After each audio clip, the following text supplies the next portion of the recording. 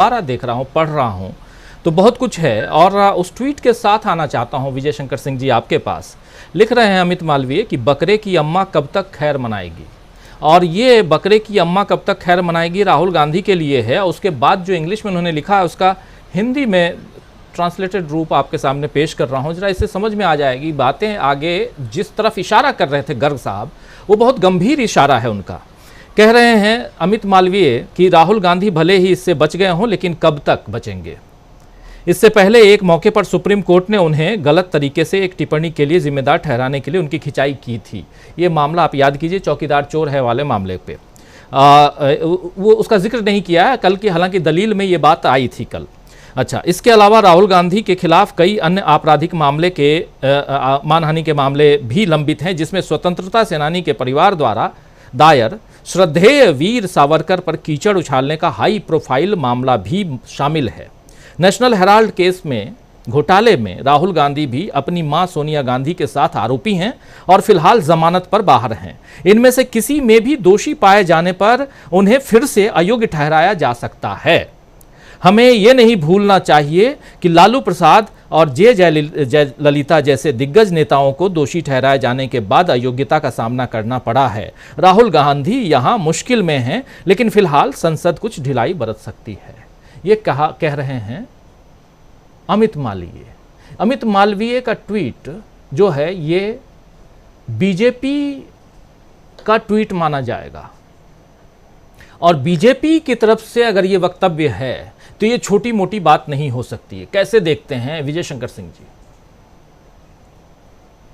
जी, मैंने अमित मालवीय का ट्वीट देखा है और समर जी ने भी उसका उल्लेख किया। आपने दोबारा उसे हम सबके सामने प्रस्तुत किया है। उस ट्वीट के अनुसार ये है कि ये कोई आखिरी या पहली जीत नहीं आपकी है। इसके बाद भी आपको ऐसे अवसर आएंगे जब आपको अयोग्य ठहराया जा सकता है।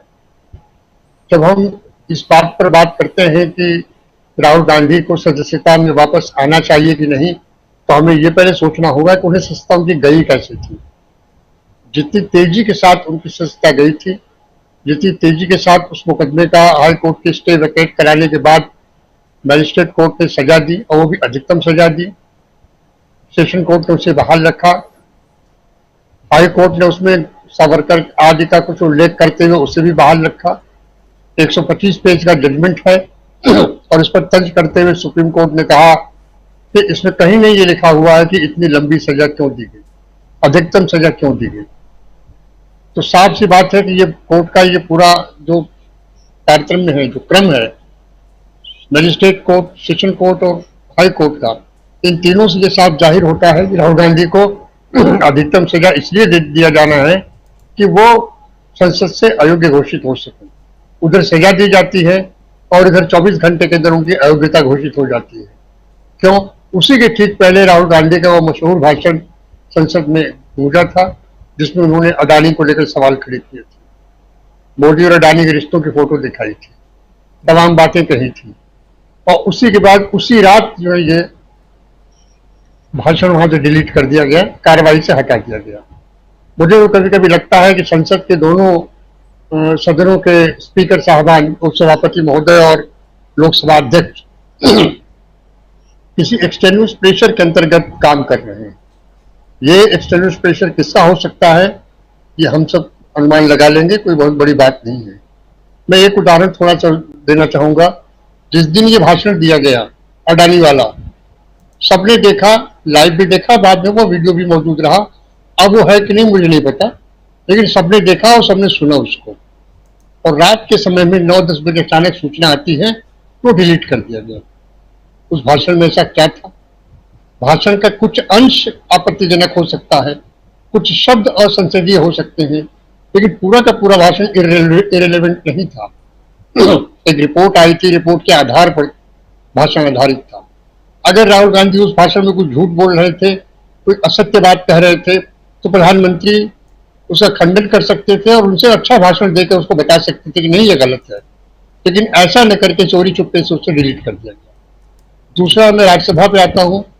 संजय सिंह का सिर्फ ये कहने के लिए कि आप मणिपुर पर चर्चा कराइए, और उधर से पीयूष गोयल साहब जब खड़े होकर कहते हैं ये बहुत गलत बात है। मैं इनके निष्कासन की, निलंबन की प्रस्ताव रखता हूं।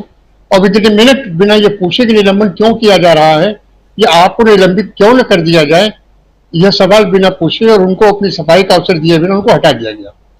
तो इस तरह से जिस प्रकार से संसद विधायिका कार्यपालिका के लगभग नियंत्रण के रूप में दिख रही है, ये बात सही भी हो सकती है, ये बात गलत भी हो सकती है, लेकिन जो घटनाएं घटी हैं उनसे मैं अपना अनुमान लगा रहा हूं।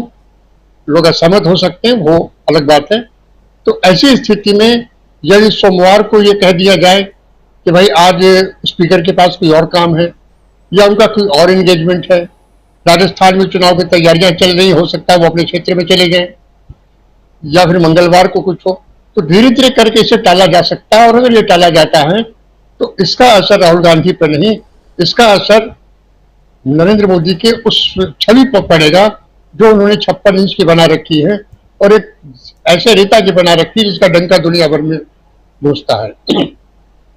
लेकिन मुझे भी कभी कभी ये लगता है कि इतना बड़ा रिस्क नहीं लेंगे, क्योंकि राजनीति की इतनी समझ तो इनको भी है कि जनता के बीच अब एक परसेप्शन बनता जा रहा है कि राहुल गांधी जो कह रहे हैं उनमें तथ्य है, जो कह रहे हैं उनमें बहुत सी सच्चाई है, और राहुल गांधी के जो कह रहे हैं उसका कोई जवाब भारतीय जनता पार्टी के नेता सदन के पास नहीं है, इसलिए जानबूझकर उनको अंदर आने नहीं दे रहे हैं। अब कल तो रविवार है, परसों सोमवार है, परसों निश्चित रूप से सवेरे जब संसद बैठेगी, और ये कोई बहुत बड़ा निर्णय नहीं है, इसमें किसी लीगल ओपिनियन की जरूरत नहीं है कि अटॉर्नी जनरल सॉलिसिटर जनरल से ओपिनियन लिया जाए। एक सजा थी जिस आधार पर आपने इनको संसद से घोषित किया, हाईएस्ट कोर्ट ने, सुप्रीम कोर्ट ने उसी सजा को पर रोक लगा दी, तो जाहिर है ऑटोमेटिकली उसी समय आ जाना चाहिए अंदर। संडे मंडे की कोई बात नहीं है, ऐसा नहीं कि सरकारी दफ्तर नहीं खुलते हैं जी। त्योहार की छुट्टियों के दिन सरकारी दफ्तर खोलने की जरूरत पड़ती है, संसद भी देर रात तक बैठी है।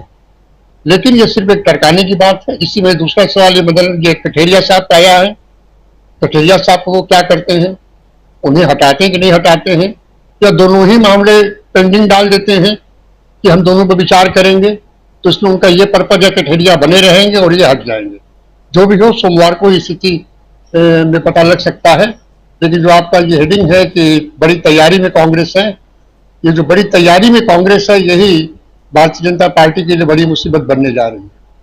कांग्रेस का मनोबल बढ़ा हुआ है और इस न्यायिक जीत से और बढ़ा हुआ है। निश्चित रूप से कांग्रेस को जनता के बीच जाने, अपनी बात कहने और विचारधारा के रूप में आगे आने की बात करनी पड़ेगी। चंपारण मटन और चंपारण सत्याग्रह का प्रतीक श्रवण टंडन जी ने दिया, बहुत अच्छा लगा। निश्चित रूप से हम चंपारण का जो सत्याग्रह है उसने अंग्रेजी सरकार के वापसी की नींव डाल दी थी। अब इन्हें तो, ये तो विदेशी शासक है नहीं, ये तो अपने देश के ही हैं, हमारे ही नेता है, हम ही लोगों में से चुने गए हैं।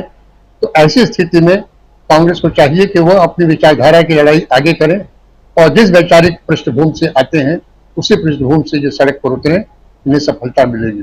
एक बात और कह के मैं खत्म करूंगा कि भारतीय जनता पार्टी जिस परिवेश से आती है, जिस पृष्ठभूमि से आती है, उस पृष्ठभूमि में लोकतंत्र के प्रति कभी कोई श्रद्धा नहीं रही है, लोकतंत्र के प्रति कभी कोई आस्था नहीं है। लोकतंत्र उनके लिए मजाक का साधन रहा है। ये आप उनका इतिहास देखेंगे तो जान जाएंगे। जी जी जी बिल्कुल। और शायद वही जो विचारधारा और जिस पृष्ठभूमि से कांग्रेस आती है और जिस राह पर राहुल गांधी चल रहे हैं, क्या यहीं से एक डर की शुरुआत होती है बीजेपी की? और क्या उसी डर, उसी भय के कारण संसद में अब तक राहुल गांधी